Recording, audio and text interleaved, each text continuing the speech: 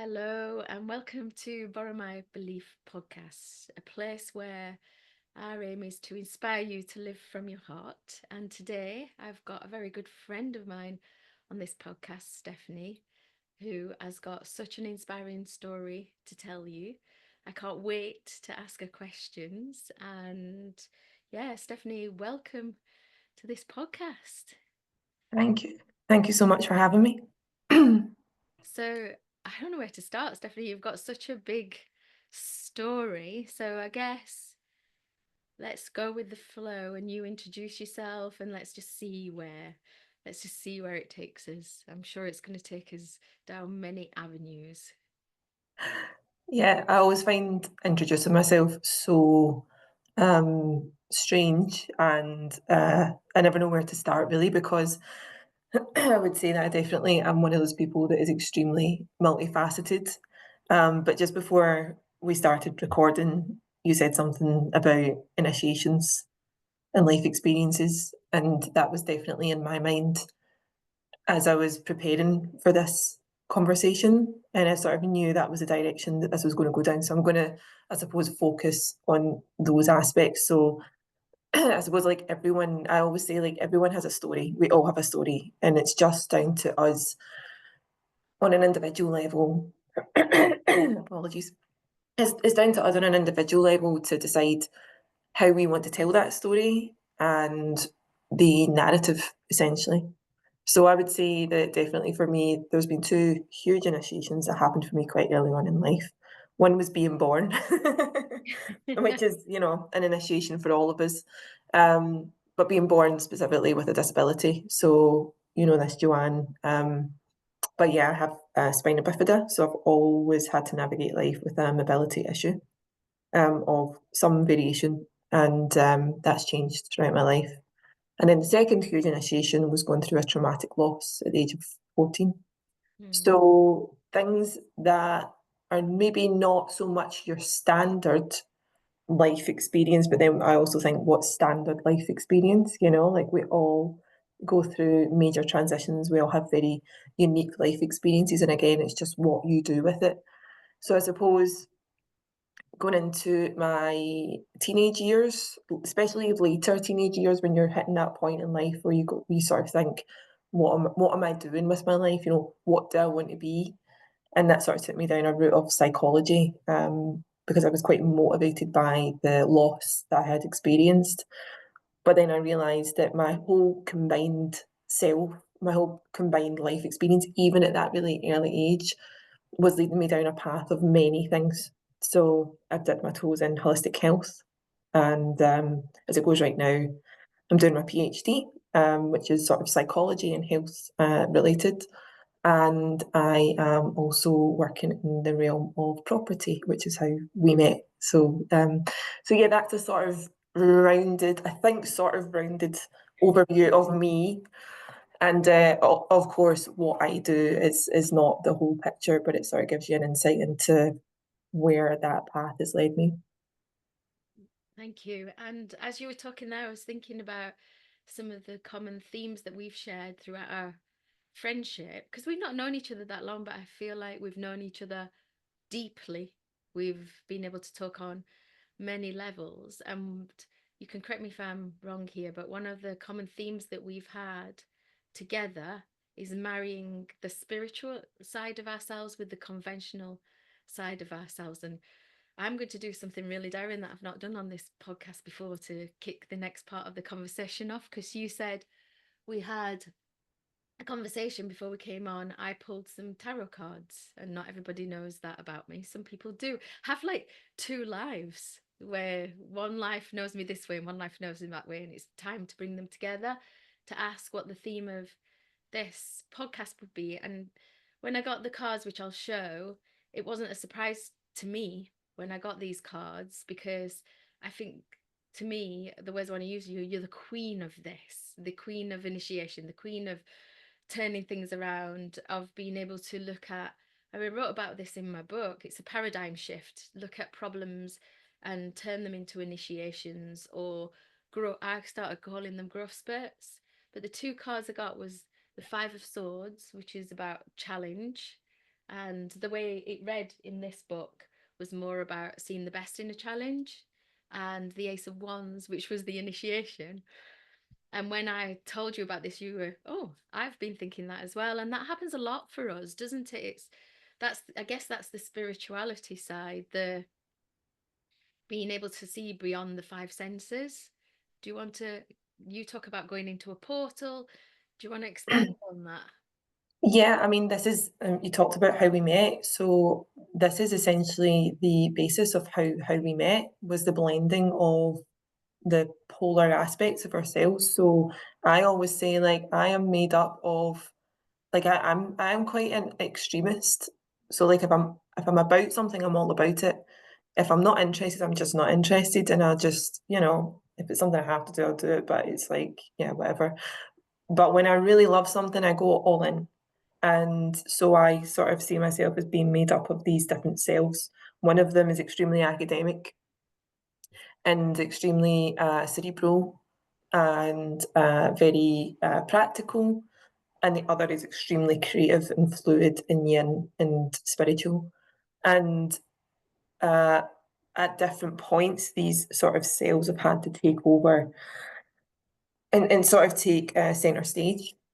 And each time has been because there's some transition happening. There's like a portal, as you said, it's like stepping into that place of something big's happening. And so there's new aspects of self emerging. And that happened this year. So I'd say since about 2018, which was essentially my year of mental breakdown. There's no other way that it's just that is what it is. I had a complete mental breakdown. Realized that there was so much about my life that wasn't authentic. There was so much that wasn't working, and so I went on quite a deep, well, not quite a deep, a very deep path of healing.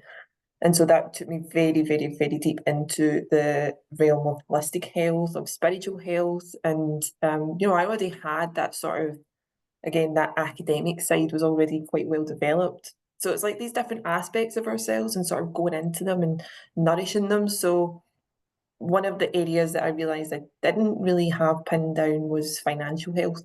Like I just knew nothing about it. I found myself in the same cycles with it all the time, and I did not feel intelligent whatsoever in that area or embodied or anything. So this is how we met, and that's the beauty of it is that when you really step into something and you know you're being called to do something, even if it goes beyond cultural norm or like rational thought, like why am I now going down the realm of wealth and property and what's this all about.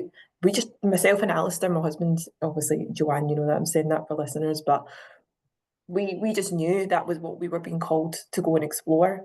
And I'm so glad we did, because if for nothing else we met yourself, we met you, and that was a total blending of the selves, because I think I posted something and you liked it and I thought that's an interesting name. And I recognised that name.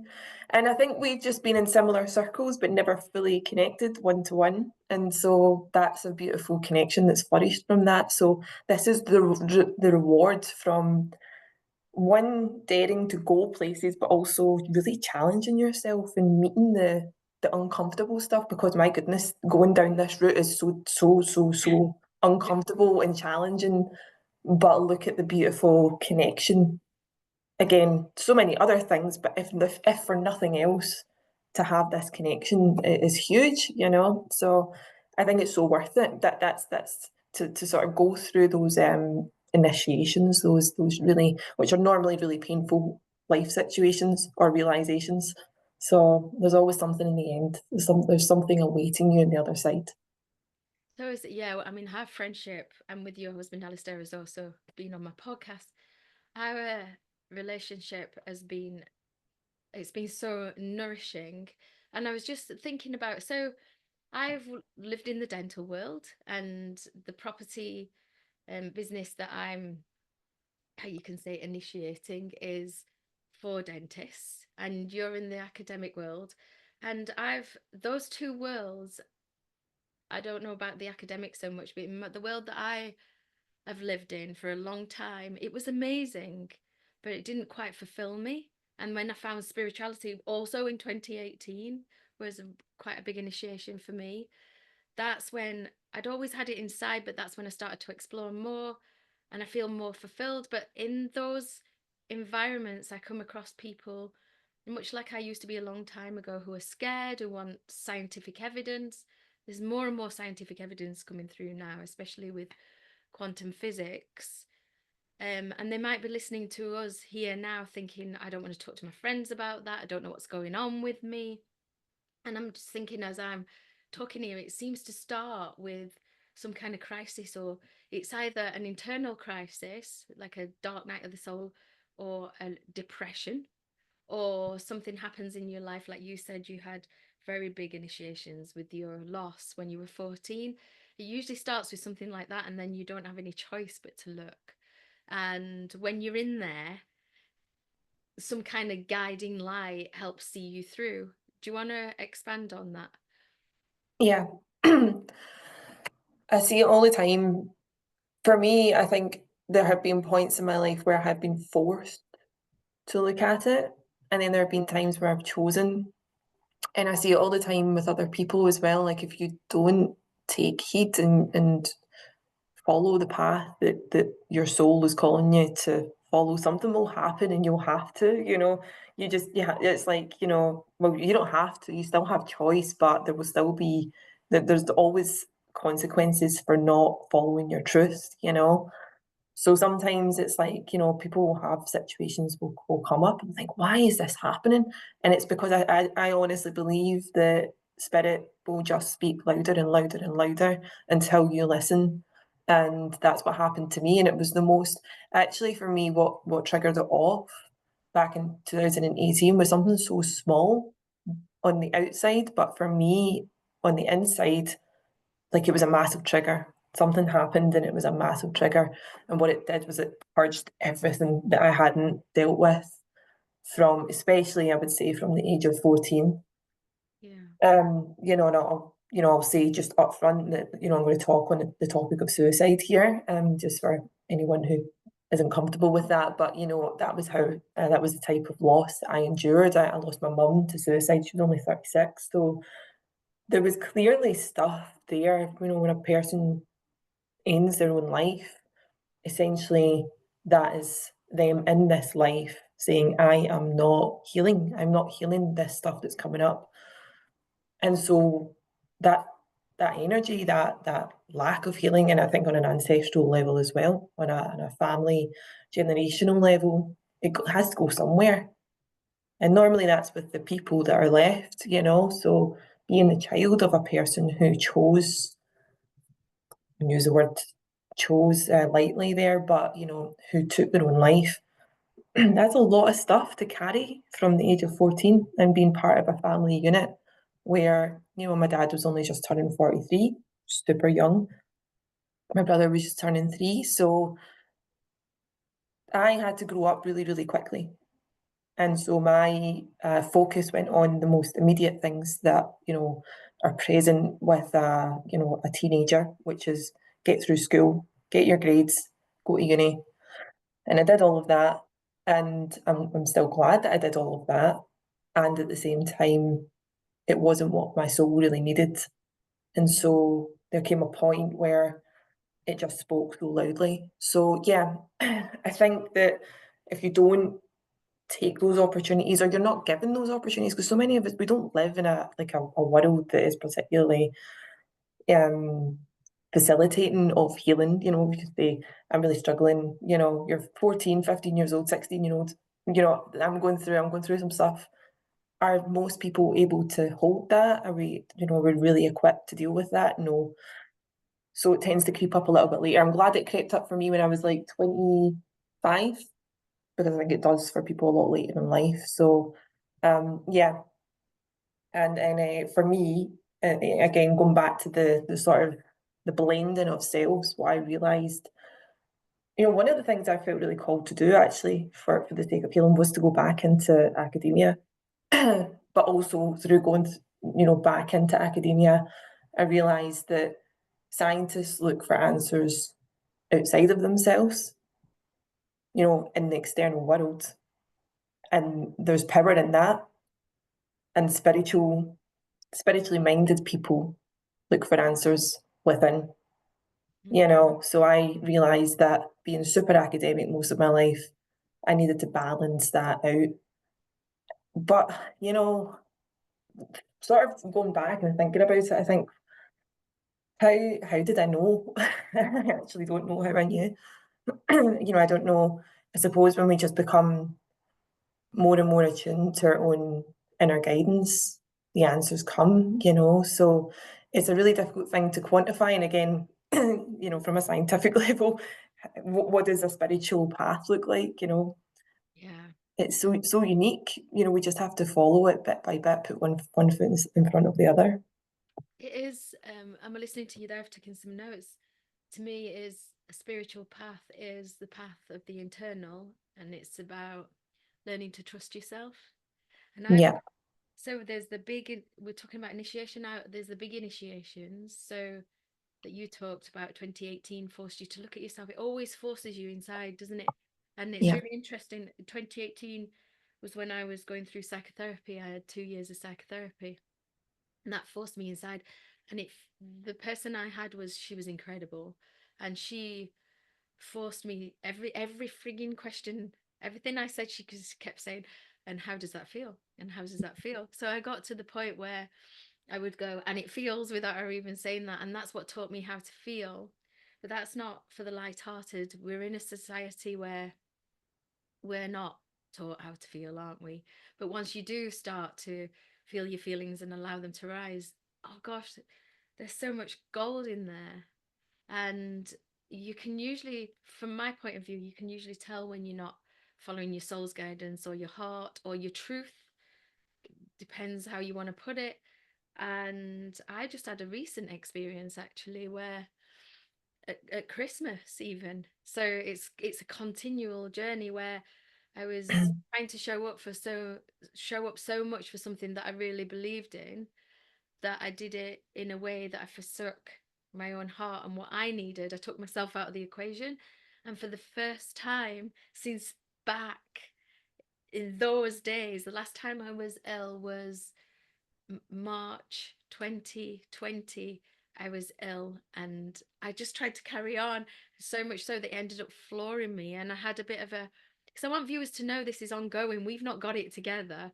I had a bit of a breakdown of my own over something really minor again, and it was the fact that I couldn't get my car insured. And out of that came about 10 days worth of having to go back internal, having to look, having to feel the emotions, having to see myself. And yeah, at the other side of that, I'd seen so many aspects of myself that I didn't want to carry on living anymore, because that's what initiation's about, isn't it? Bringing the unconscious to the conscious. And I saw so many ways of being that won't serve me in the manifestations that I'm bringing forward in 2025. And I guess what I'm trying to say is, it wasn't so bad that I got ill. It wasn't so bad that I felt terrible. It wasn't so bad that there was a couple of awkward conversations. That's what we're all scared of, because out of the other side, it was, oh, yes, if I'd have carried on like that, I wasn't going to manifest these things that I'm trying to manifest in 2025. It was a gift in the end.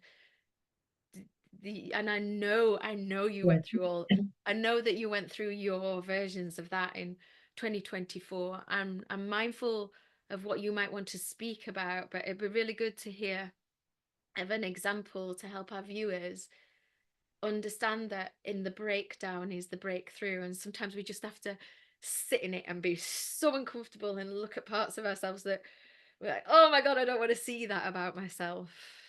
Yeah, before I got onto this past year, just to sort of touch on something you said there about understanding how you feel and going deeper and deeper and deeper with that. I think like we think about that in the realm of like emotional health, but I think it applies to everything. Like this is how we learn. I think we learn from textbooks, but yeah, we can learn from textbooks and we can learn from other people's experiences. But for something I've learned is that everything that we do in life, we can do it on autopilot or we can do it mindfully, you know. And just before we started recording, we were talking about, we were complimenting each other. We were That telling each look, other we look yeah. pretty. And I was talking about my hair, and even that, like for me, going from being again very academic and rational to like that, just thinking on a more holistic level. Do I want to go by standard, advice on how to look after your hair, even if it's not working for me? Like that is just the opposite of rational, to follow something just because it's the done thing, but it doesn't really work for you. Why do we do this? Because is it because we want to be accepted? I don't know. We don't want to step outside of the realm of normality. But for me, even with my hair, I had to go on a bit of a journey. What's going on with my hair? Why is it so thin? Why is it so greasy? And all these things. And now I've got it to a point where it's quite nice and I like it. But that took for me even to continuously come back and review and think, how do I feel about it? And we talked a little bit about being born with a disability. That led me down a route very quickly in life of being overly medicalised, and I had to come back to how do I feel? Yes, this is what I'm being told, but how do I feel? And what is my life experience telling me? So I think that this is just something we have to do in every realm of our lives. It's not just in the emotional realm, it's in everything, because we didn't all come here to walk the same path, and what works for one person might be completely different for another person. We're all so unique. So I just thought that was a really interesting point you made about your own experience of going deeper and deeper. And again, even if it's not in the emotional side of things, most of the time when we're struggling with something, we're going to meet a bit of grit at some point in Yeah. that journey of what is this? Why am I just not getting this thing?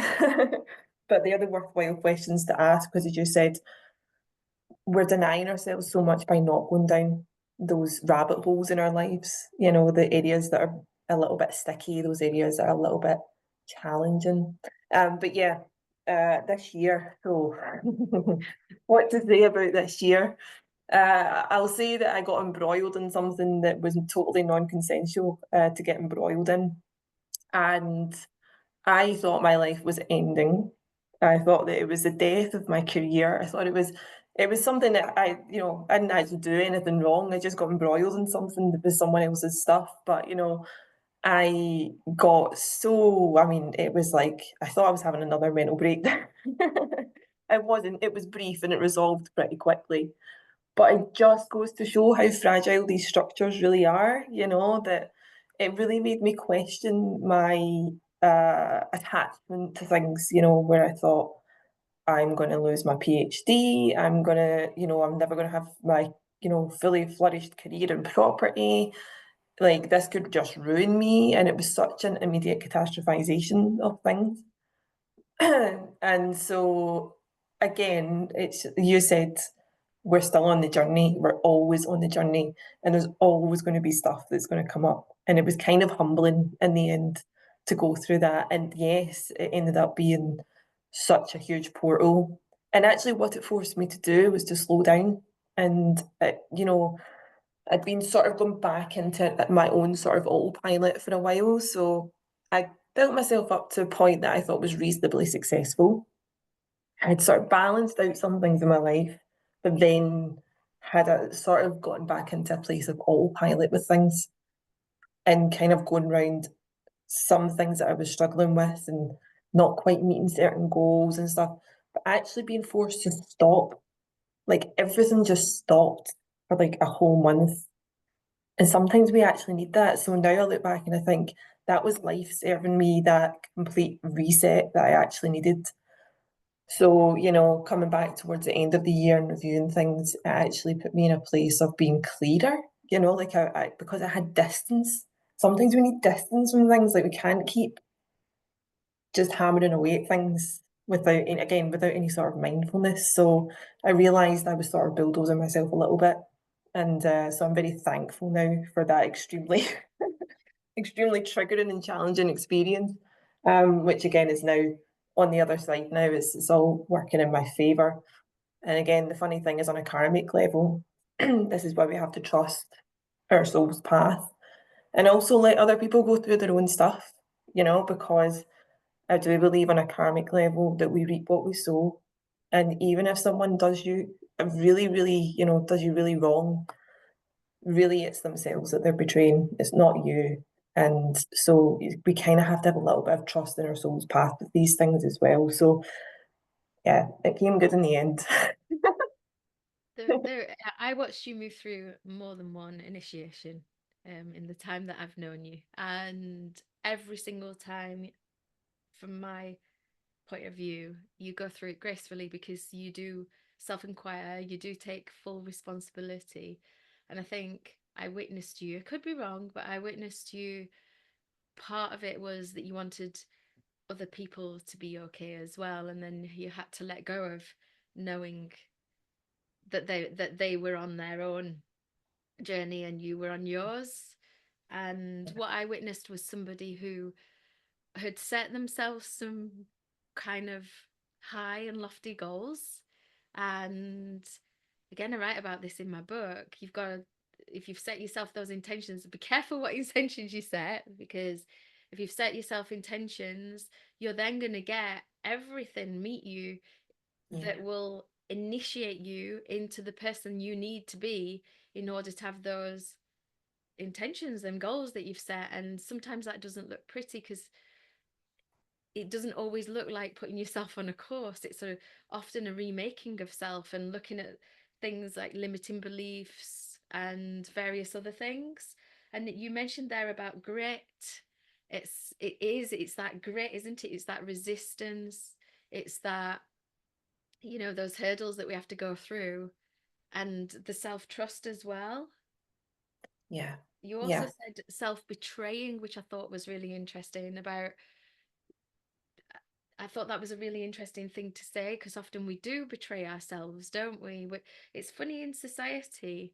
What I'm noticing as you speak, and you kind of said it in initially when you were talking about your hair and your journey. We seem to have been taught this one way, and if we really listen inside, it's often a different way to what we've been taught. And what we've been taught is often consumerism as well, isn't it? It's got some kind of, you need to buy something off the back of it. So yeah, it's really interesting listening to things that you're saying. And a story came up for me, and I don't know if I remember it properly, about some people chopping down trees, foresters, I don't know what you call them. And there was a few that kept going through the lunch breaks and they weren't chopping down as many trees as another guy. And eventually they decided to stop for a break and ask him, why is it that you're chopping down more trees than me? And you're taking all your breaks, you're taking your lunch break, you're taking breaks. And he went, yeah, that's because I'm going to sharpen my saw when I take mhm. my breaks. And they thought it was just going for lunch and being lazy. And that's essentially what you're talking about, really, isn't it? Absolutely, yeah. And it's funny, you kind of touched on another experience which I didn't even think of there when I was explaining what happened this year, because there were several, actually, you're right, there were several initiations in the past year. And one of them was essentially a breakdown of a very, very meaningful relationship in my life. Not a romantic one, but someone that I love dearly. And that was so friggin' hard. Yeah. That was horrific and brought up so much trauma in itself. And I suppose it was such a huge teacher at the same time because, as you said, I had a choice to betray myself Yeah. or not. And actually, even just me stepping onto a certain path, which was in the realm of property and wealth, was really the trigger for it. And that was really difficult. That was a really difficult thing to face, that this aspect of me has created this friction um, in one way or another. If we take out dogma and take out blame and whose stuff is whose and whatever, it essentially, when we boil it down, it's me stepping into this place which I'm perceiving as a place of power within myself is the catalyst for this situation. And that's a really difficult thing to meet. And I think so many people meet that, particularly within their families as well. And I've definitely experienced that. This is my truth. This is what I'm doing. This is what I feel. And it's like, oh, but that's not the person we know, or that makes me uncomfortable. I've experienced it. So many people have experienced. I see people experience it all the time who walk, especially people who walk the spiritual path and get closer and closer and closer to their own source. They get closer to their own truth. and it really triggers a lot of stuff off within their dynamics in their life. So yeah, that was definitely one I had to navigate this year that came. I mean, to be honest with you, it was really out of the blue for me. It was a really hard one because it's not what I expected to go through. And again, it was very humbling because it made me really sit with myself. And that I think that yeah, no matter what area of our lives it's coming up in, I think sitting with yourself is the hardest part, is meeting the shadow. Meeting the shadow is the thing that we try and avoid, isn't it? But yeah, sorry, I've sort of forgotten what your actual question was there. Um, It wasn't so much of a question as a reflection, but as you were talking there, I was thinking about the people that I follow, that I admire, kind of the trailblazers, the way showers, and every one of them. It confused me for a long time, and still does. Every now and again, I still get confused in this one. They all talk about every single one of them without fail about relationships that you've outgrown, and I mhm, think the reason I've struggled with that one is because fundamentally I want to believe that everyone's great. yeah, And it's not that they're not great, it's just that they're not treading the path that you're treading anymore. But yeah, what I witness is you found something out, it's absolutely brilliant, and you want everyone to know, and you love them, and you want to tell them, and then they don't want to come with you, and you can see clearly. But if you think if that thing that you've always wanted, if you stop doing this, you could have it. And in your eagerness to tell them about it and want them to come, there's some kind of friction, and they that you end up being the bad person. And there comes a point that you then have to step on your path and leave them behind. And I know somebody that we both follow, Paul McFadden, talks about this quite yeah, a lot, doesn't he, in yeah, his yeah, journey, in his property journey, where he had to make that decision to step away from kind of his childhood, I think, and the type of people that he'd been with, and tread this new path and make peace with, this is who I am now. I'm taking responsibility, and no matter what they say about me, because they perceive me as something different to what I actually am, I have to make peace with that if I want to go in this direction. And I think mhm. that's the kind of thing that happened with you, wasn't it? Yeah, and I think as well, like it's really challenging for people like ourselves who are like very multifaceted. You're similar to myself, albeit in different ways, but we have so many aspects of ourselves that when when I delve into something, I do it fully. But from an outsider's perspective, for someone who's not seeing the whole journey, they're seeing another hairline scheme. They've seen another, oh, there's that other thing that you're into. You don't really know what you're doing. And, not seeing the development and the growth to get to that point. I mean, for me to step into the world of like business, becoming a businesswoman, is the most challenging thing I've ever done in my life. Like, there's so much that I've done that had a structure to it, had a way of doing it. And even, a PhD, is quite structureless in a way, and it's difficult because it's so self-led. So it kind of became the precursor to me becoming a businesswoman because I had to be very self-led doing it. But everything else I'd done up until then kind of had a method. Being a business owner, it's like if it doesn't work, it doesn't work, and it's on you. It's not on anyone else. So yeah, I think that people don't really see the connections. It's you who sees the whole picture. You're the one experiencing that entire inner landscape that's led you to the things that you now do. But also, Paul McFadden's a great example of this. But I really believe that wealth is created in communities. That we don't create it on our own. And I think there's something I can't remember. Is it Robert Kiyosaki or someone talks about switching your currency as well? That when we think of currency, we think of money, but for me, I think I realised that that's one of the things that kept me stuck for a long time. For me, currency is like connection, Mm. is life experiences, travel, the ability to get up in the morning and go out at sunrise. It's like that's my currency. And money is kind of in the mix of all of that, but it's holistic. Again, we don't just say, I'm only rich if I make X amount of money. Being able to buy organic food is wealth for me. For someone else, it's being able to buy fancy shoes or whatever. And, that's fine because it looks different to all of us. But, for me, when I stepped onto this path in particular, I did want to bring people with me who I loved and who I admired. And yeah, that wasn't, it was a difficult one. because for someone receiving that, it's you don't know what's going on for them, you know. So yeah, I think that you're right. I think it brings up a lot for other people. You said that beautifully, Stephanie. I was on a webinar last night of a group that part of, digital group, and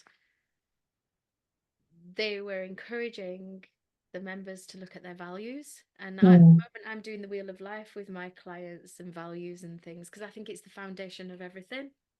And here's something that he said about wealth last night, which I think you've just said.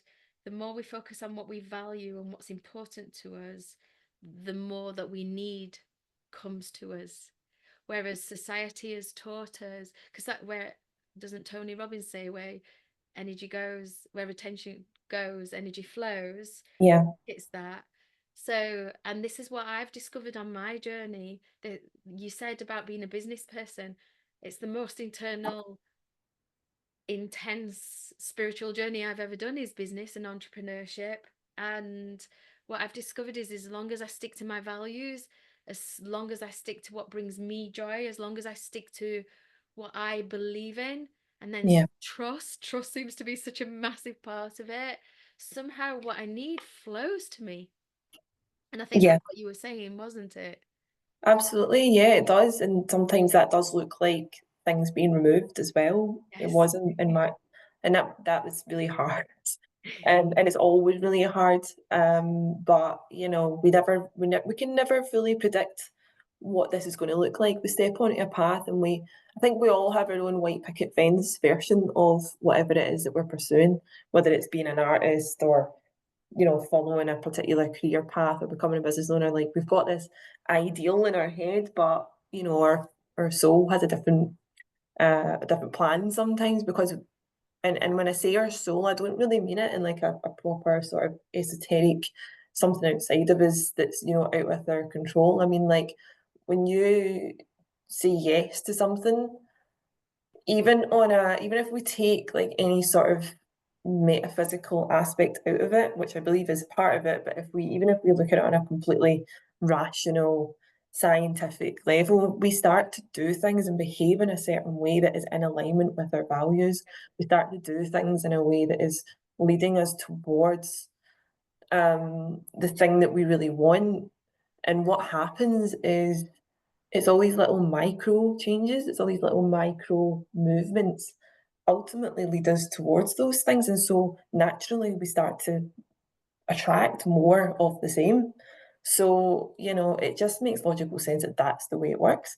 And it's Yeah. the most beautiful thing because we don't always feel like, well, I know for myself, I don't always feel it at the time, but it's when I look back and I can go, "Whoa, look at that journey! Like, look what happened there. Look at like that. I just did this thing, and then I made this decision, and then suddenly this person came. It's amazing and it's so beautiful. I think we can see it for other people. Well, I know I can see it for other people more than I can see it for myself as it's happening, But it's such a profound, and again, it's like portal after portal after portal. We're just stepping into this different paradigm. It's Yes. amazing. I know I did an exercise with my clients this year at the end of 2024 to look back on the year, and of course I did it myself. Mhm, Looking back on 2024, I was, oh my God, what a phenomenal year. And I started off with the word wealth at the mhm. beginning of the year, and then I discovered wealth was something I wasn't expecting. And then at the end of the year, I looked back, and the only word I could use to describe the year was phenomenal. And like you said, I mean, for me, it was constant 2024. As soon as I came out of one initiation, I went into another, and I went into another, and I went into another, and it was so beautiful. And I would love to find a way of, I do my best within it, but I would love to find a way of really remembering that all those initiations are beautiful. Have Mhm. you found a way of doing that yet? I know you have Alistair to remind you, and you've surrounded yourself with people who can remind you. I think, yeah, absolutely. Other people are a mirror. I think having people around you, honestly, I've found that this is something that I really value in the past year has been that reminder, and you've been a big part of that, is having people who really celebrate you Mm. and believe in you, like that's there's just for me, there's nothing more you could ask for because if you have that foundation, you can do anything, you know. So have people who just totally back you is huge and who really see even, you know, again, you have such a skill when you're working with people one to one and I've seen you work this way with even with myself and with Alistair, is you really can cut straight to the core of something and you can really reflect a person's beauty back to them. And I think what a gift, you know. So I'm so grateful to have that in my life. And again, that's made me want more and more of that because you and other people, certain other people in my life, are a huge mirror to my strengths, to my journey. That is like that affirmation. Look what you did. Look what you overcame. Like, look how strong you are. Look how good you are at that thing. Like, there's just not enough of that. And, you know, I think women are getting better. I think Mm. men in particular don't do it enough. Not at all. I don't mean like men don't do it at all. But I really see men struggle with this in particular. And I really want there to be like I really see this transferring of that coming from Mm. the women to the men because I think like the men need it more than anything is just to have that affirmation of look how strong you are, look how amazing you are, look at that thing you did, that was brilliant, you know, like we need more of it. So but the short answer is no, I actually haven't, but I am trialing it out now. So this year I have actually started journaling. So I've got a little journal up here and I am just going day by day, just noting everything that is happening, what's shifting. And already, I only started it, I bought it at the end of last year. I started it on the 1st of January, and already I'm seeing so much that I wouldn't see if I wasn't journaling it. It's crazy. Wow. So I did a practice yesterday. I'll tell you about this practice. So I kind of believe, you know, I'm not a huge fan of New Year's resolutions. Not because I don't think we should be setting goals, but because I think it's something I do throughout the year anyway, and I think it's more effective to set goals and reassess as we go along, not just set something at the end of the year and hopefully we'll have achieved it, you know. So yesterday I sat and I did a sort of practice. Well, actually, a bit. I can remind myself.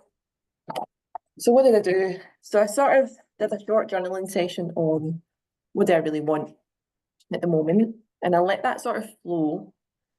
And then I sort of went into a bit of a word association. So I thought, well, I'm just going to sort of mind dump the key words that come to my mind when I think about what do I want to experience, like what am I manifesting, and that was so powerful because it just simplified. It was like I'm not going to think about it too much. I'm just going to start putting down words, and I started to see these themes emerge that I wouldn't see otherwise. So it helped me to, and then what I'm in the process of doing now is going into each of those themes and going super detailed on what do I want. So I'm finding that quite useful so far. Can't say it's tried and tested because it's only what the 7th of January, but yeah, I'm hoping that might be a good way of reflecting back to me Yeah. the journey and both the journey retrospectively, but what does that mean going forward, you Mm. know? Yeah, I think for me, journaling, I can't get enough of journaling. I love journaling. And I learned from and the most amazing woman that I went to my first ever women's circle with, and she said that there's something that magical that happens from the brain to that pen and hand, and there is. There is. It's as Yeah. simple as that. And my next question was, what does 2025 hold in store for you? Well, just before I tell you that, actually, just coming back to a way of recognizing your own progress in your journey. Actually, tarot, I think tarot's really good for that Yeah. because tarot's a huge mirror. And again, if Well, we let's think do about it. it, Let's do mhm. it. Let's do Yeah, it go for now. it. Yeah, let's I've take got a my yeah. favorite tarot deck. Let's let people see the holistic side of hers. Gosh, send this to the corporate people that we know, right? Right. Yeah. So I think this one will come out a week on. Actually, no, let's bring it. This will come out on Sunday. So let's get it out. So, Lovely. right, what question do you want me to ask for you? What's in store for Yeah. 2025? Focus in 2025. Right. Okay. What should Steph? focus on in 2025? Oh. It'll be interesting to. I love this one. This is the tarot scopes, and it has really. I mean, tarot. Wow. I've discovered that tarot. This is the Two of Swords. That is decision. I've discovered that tarot. I must have had 50 plus decks over the last since 2019 when I got my first Oracle deck. And since then, I've lived in Glastonbury twice. And one of those times I lived here, Glastonbury's very out of the box. So anything goes here. You can walk down the street and someone's dressed as a pixie, and that's normal. And I had a bookshelf full of tarot and Oracle decks once. I don't have them anymore, where people used to just come in and read them. And what I discovered during that exploration time is everybody interprets it slightly different. I'm particularly Yeah, enjoying this one at the moment. So, without giving you my interpretation, which I can do intuitively, I'm going to actually give you the literal out of this book. go for it. Yeah. It says, a tough decision is hanging over you, and you've been using tactics like denial, avoidance, and procrastination. Is that true? All in the hope it will resolve itself and leave you alone. The Two of Swords urges you to make this call right now. Look at your options, answer the unanswered questions, mitigate the risks, seek to be informed, then make the decision. Don't overthink this. Act on your intuition based on all that you now know and release yourself from this limbo. Yeah. It makes sense. The decision actually in this case has already been made, but this is referring to a ongoing question from recent years. So yeah, I'll not go into the specifics of it. You probably already I know know. what it's referring Yeah. to. I think But I'm not going into the specifics. But in terms of, um so the biggest focus for me this year, that particular one aside, is to go all in from a business standpoint, because this is going to be my last full year on my PhD, and I have loved doing my PhD. I have loved it so much, but I have bigger plans with my academic self for the future, and that really relies on me getting my business up and running. So I do have basically it's actually a dream that has been in the back of my mind for years, is to be involved in some sort of groundbreaking holistic, I don't know what you want to call it, community, centre, something. And I just seem to always align with people who have this same dream. And I know that you are also one of those people, and I love that. So I already have been gathering the people for years without even realizing I was doing it, who will be a part of that. And I didn't realize when I stepped into the world of property that this was related. But the pieces have come together, and I realize it's really my vehicle for making that happen. So, what's really important to me this year is to nourish the business, so that I can go full time in it by the time I graduate, or by the time I finish my PhD, which will be sort of around about March 26. So, on record now, Stephanie. it's happening. Is that It's your property? Is that your property business? Yes, Yeah. Okay. but it's bigger than a property business. So, Yeah, I know. you know, Yeah. as you know, the role that I'm playing right now is property sourcing for investors. But ultimately, I think the path is into commercial property and working in the holistic realm. And again, those blending of selves, the spiritual, the holistic, and the scientific, and bringing it all together.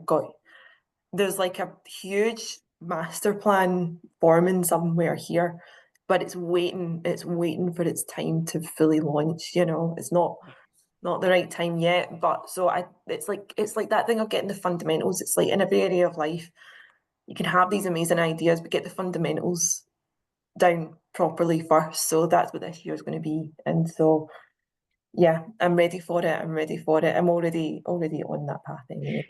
I'm so excited about that. And yes, I'm talking to a lot of people who've got a very similar dream, and Yeah. it takes a village to actualize that dream. So for our viewers to understand, I can only do it because it's not come together yet. The jigsaw pieces are coming together.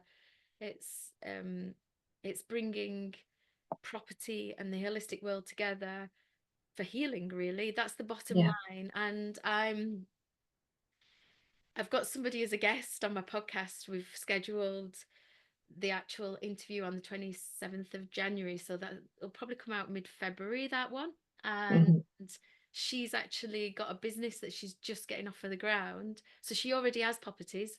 She already has a property that services some of those kind of features, but she's got a business coming off the ground, which I know you're going to meet her because we've spoke about her, where she's bringing all the holistic practitioners together under one umbrella, and it's really exciting. So I would imagine we're going to talk about it on that podcast, actually. So Yeah. it's actually happening, and I've got chills, as truth bumps, I call them chills as I say that. Love it. Yeah, truth bumps. Yeah. But you know, this is the thing with the path and the property world is, you know, again, I think people think, you know, someone who has a property business, they must be money obsessed. They must be, but again, it goes back to that thing of like wealth is not just how much money you have in the bank or how much you've invested in property or how much you've invested in stocks or whatever it is. For me, it's what can you do with it? Like to have the option, like for me, I've decided through doing a PhD, which is really the pinnacle of the academic ladder. You know, it's like at the top of that pyramid essentially.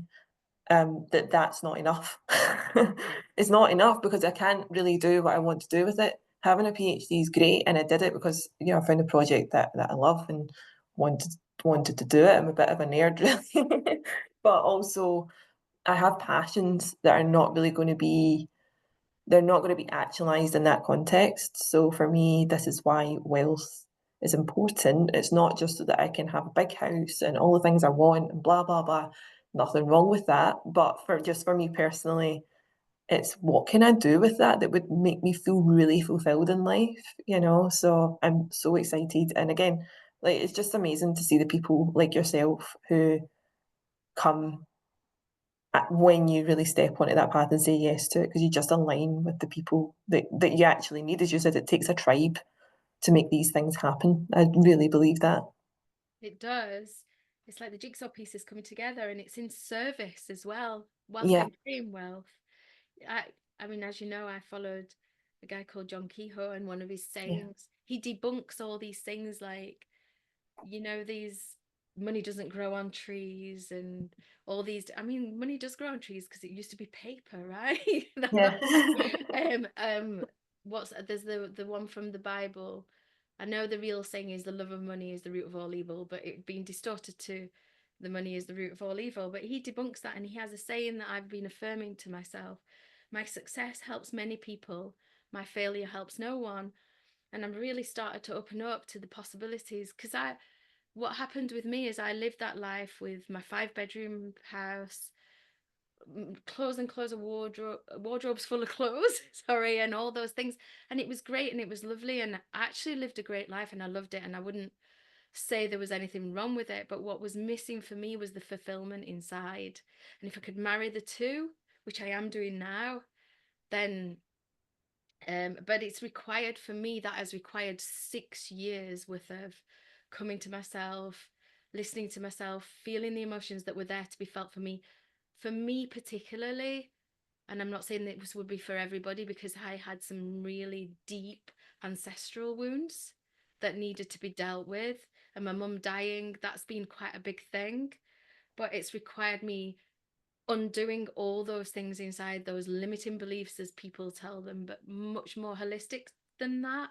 So for me, this collective dream that more and more people seem to have got is about holding other people's hands through that freaking intense process I went through and saying it's okay, yeah, I've been through it and you can do this. So you've got your own version of it, but I want to hold your hand. And I can't think of anything more fulfilling than that, especially as now I'm doing it and I do have yeah, people, clients, and noticing that I don't want this. For me, I don't want this my way or the highway kind of guru kind of status, because you've mentioned this over and over again in this podcast.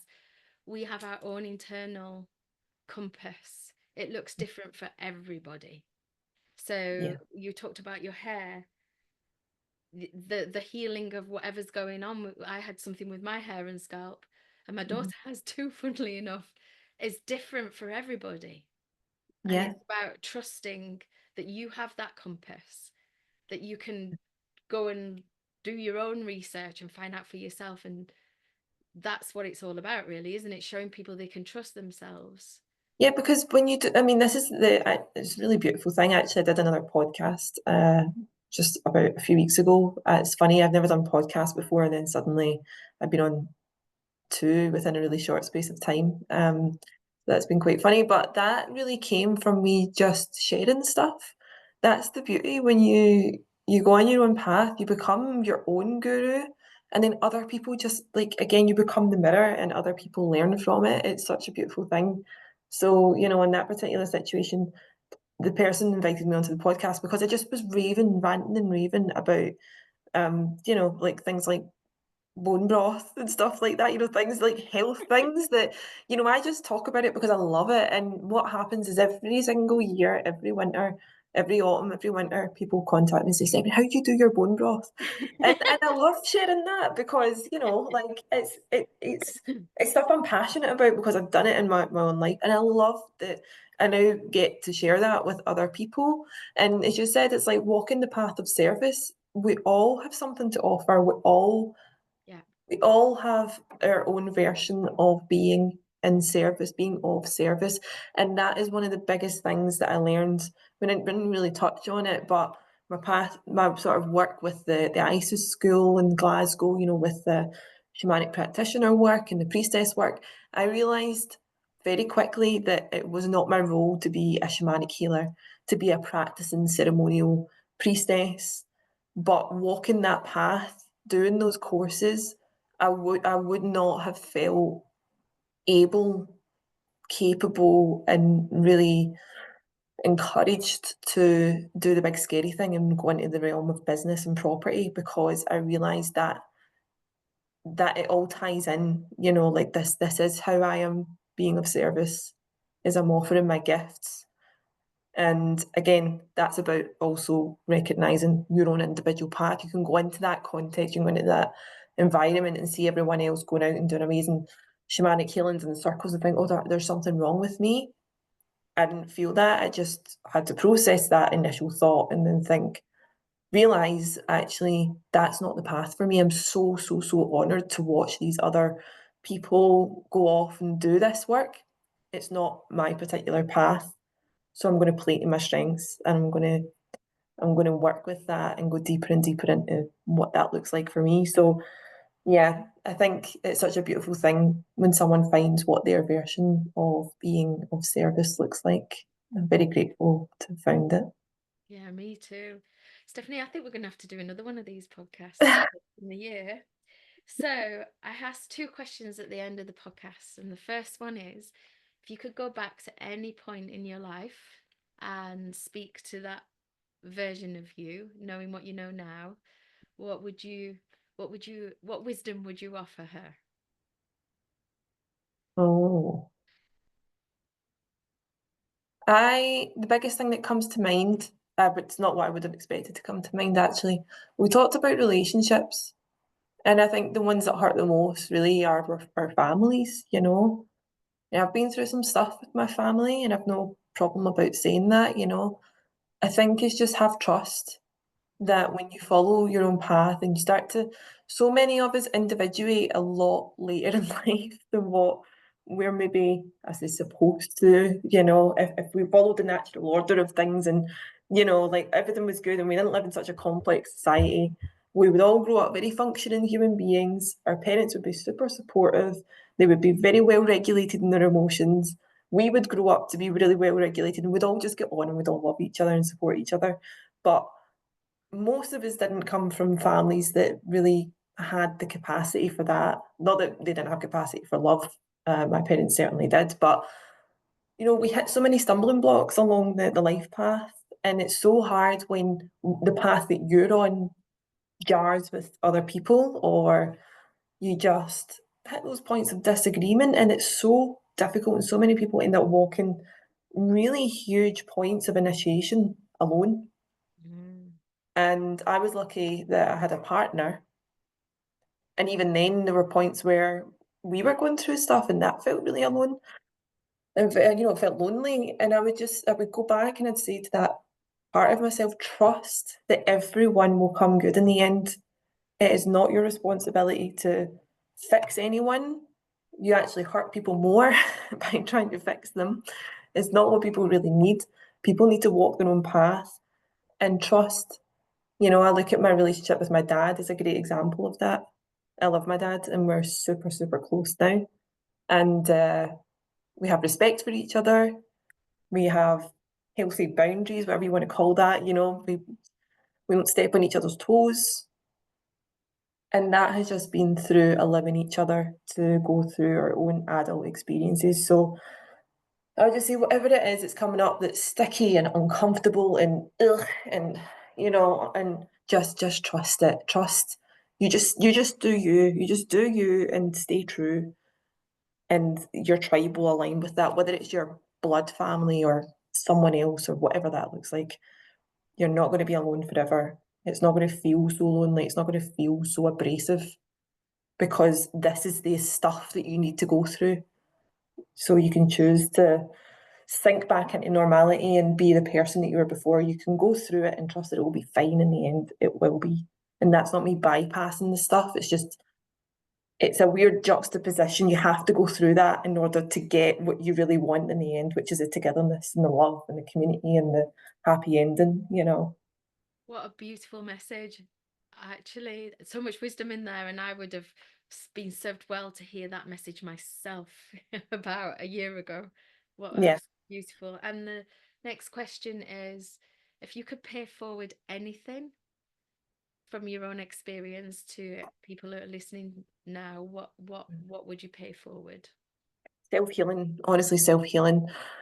And I know that's a really broad term, and it's really, again, it's another one of those things that's hard to quantify because it's different for other people. But again, something we've barely even touched on is my own journey with physical health. Being someone who was super, super medicalized from a young age. In some ways, that was required in some situations, in other ways, it was not. And that was really one of my well, I'd say from my early 20s onwards. I'm 32 now, but that was a tough road to walk, was going against medical advice and trusting my own body. But my goodness, like I'm such a different woman to the person that I would have been had I just put my head down and did what I was told, basically. So I think that I would pay forward the confidence and the commitment to self to really nurture and stay intuitive when it comes to your own body, particularly your own body. Because this is, even if we think from a spiritual standpoint, we chose to manifest in this body. This is our anchor to the earth. It's so important. And I think I would have had every reason under the sun from the point that I was born to say, oh, do you know what? This is the hand I was dealt. Yeah. So I'm just going to get by and I'm just going to cope and I'll take medication and I'll get all the surgeries I need to get and blah, blah, blah, and do all of that stuff. And it wouldn't have served me. It just wouldn't have, and it didn't serve me. So I would pay forward whatever you could narrow that down to, I'd pay that forward to every single person who needs it because I'm so glad that my young, very young, wise self chose to trust what was in here. Yeah. And I see the vibrancy in you. Stephanie, this has been brilliant. And because I was so put you on the spot and pulled a tarot card for you, and it was all witnessed and put online, I'm going to do the same to myself out of fairness. Oh, So I'm lovely. going to pull, I'm going to pull a card and say, where mine's more about career and commitment, and where I'm taking borrow my belief and my mentoring and the umbrella of a soulful life. What what does spirit See, I'm coming out of my comfort zone. So you've been saying that. What does spirit want me to know? Woo. I've got three cards. I can have one card, please, spirit. What does I spirit? have to ask my cards all the time. Can you just give me one? I don't want four Oh, or five. I like this. Oh my God. What does spirit want me to know for 2025? I actually wanted to put myself on the spot, but I got the nicest card ever. So here we go. It's Four of Wands, which Oh. some people in the tarot call the marriage card, but I have Mhm. actually asked about career and borrow my belief. So I'm going to read out the literal again on this one. Build on your successes and strengths, and you can go further and faster than you think is possible. Be prepared to broaden your horizons, potentially, literally, as a new situation can be the quickest shortcut to fresh opportunities, energy, and expansion. You might consider moving roles, workplace, or even location, which I've just done. Mm. Make sure it's an upwards move in terms of bringing you more rewards and having greater potential for your future. It's time to build. So I'm going to go right out of my comfort zone now and let people know that I do tarot readings. I do cacao sessions with people. Cacao is my favorite thing. It's a ceremonial drink. I've sat with cacao with you and Alistair. Alistair makes the best cacao. And that's what I do. I do sessions with people to read their soul and their soul calling, really, and to look at what it is. I don't think I've ever said this on camera, Stephanie. To And you're so good at it as well. You're so good at it. You told me when I was in the depths, when I was in the absolute underworld for about a month this year. I mean, like, actually, that just seems like so throwaway for me. What I've been through in the past. I was in the underworld for a whole month. But yeah, I was in the depths, deep depths, thought like my whole world was ending and everything. And you said, there's a breakthrough happening. And you spoke so specifically because you said there was a breakthrough about to happen, and Alistair was holding that space for me. And then he was about to have his. And that's exactly and it wasn't that you made us think that he was already holding that space for me and saying, Stephanie, there's going to be a breakthrough here. There's going to be something. I'm just holding this space, and then I'll go back and focus on myself. And I mean, how beautiful, like that's such an honor to have that. But you knew that without being told, and it just reinforced, because again, it's the thing, tarot just reinforces what we already know, and it gave me that fuel to say, right, okay, just stick in there a little bit longer. It's going to happen. It's going to happen. And sure enough, it did. And there's been so many other messages have come through you with your readings, and you do it so flawlessly and so lovingly as well. So I'm putting that out there so people know. No, you don't just do tarot cards. You don't just read them. You read them very, very, very well, and you are such a beautiful space holder. It's my passion. And there you are, it's done. It's done. People know now. I And hope. it's on video. So I do hope that we do I hope that we do another, maybe we'll do a property one at some point. Yeah. And I'd love to do one about health as well. So maybe it's another couple of podcasts for us. Yeah, it's been nice to talk around we've sort of given a full, well-rounded, but there's so much within all these little different areas to go into, isn't there? And it's nice, they're nice topics to delve into individually as well. But thank you so much. Thank you, Stephanie. It's been a pleasure having you here. Thank you. Thank you.